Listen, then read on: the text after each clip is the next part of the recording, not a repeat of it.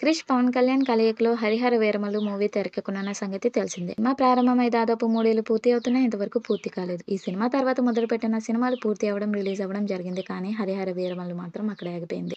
పవన్ కళ్యాణ్ రాజకీయాల్లో బిజీగా ఉండటం, పీరియాడికల్ మూవీ కావడంతో ఈ సినిమా షూటింగ్‌కు బ్రేక్ పడింది.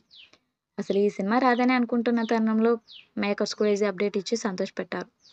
తాజాగా శ్రీరామనవమి సందర్భంగా 'హరిహర వీరమల్లు' చిత్రం నుండి ఒక పోస్టర్ విడుదల చేశారు. పవన్ కళ్యాణ్ కళ్ళతో పాటు ఒక కత్తిని ఉండే పోస్టర్‌ని విడుదల చేశారు. ఈ పోస్టర్ ఇప్పుడు సోషల్ మీడియాలో ట్రెండింగ్‌లో ఉంది.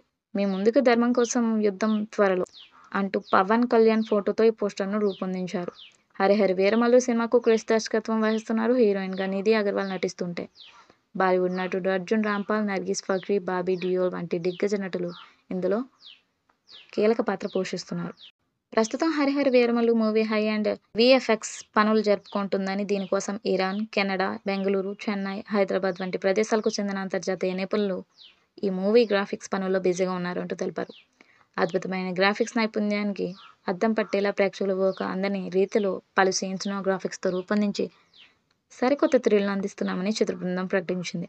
అంతేకాకుండా త్వరలోనే స్పెషల్ ప్రోమో తీసుకురానున్నట్లు తెలిపారు.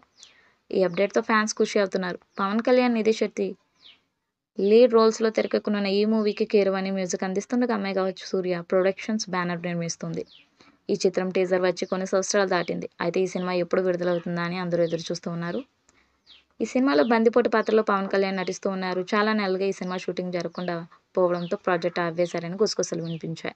అయితే ఈ సినిమా ట్రాక్‌లోనే ఉందని అభిమానులకు భరోసా ఇస్తూ ప్రొడక్షన్ టీం తాజాగా ట్వీట్ చేసింది. ఈ చిత్రం విడుదల తేదీ ఎప్పుడనే విషయం ఇంకా తెలియలేదు. ఫస్ట్ లుక్ డ్రాప్ నుండి సినిమా కోసం ఆసక్తిగా ఎదురుచూస్తున్న అభిమానులకు, తెలుగు సినిమా ప్రేమికులకు చాలా బాధ కలిగించే విషయం. మరి ఎప్పుడు ఈ సినిమా విడుదలవుతుందో చూడాలి.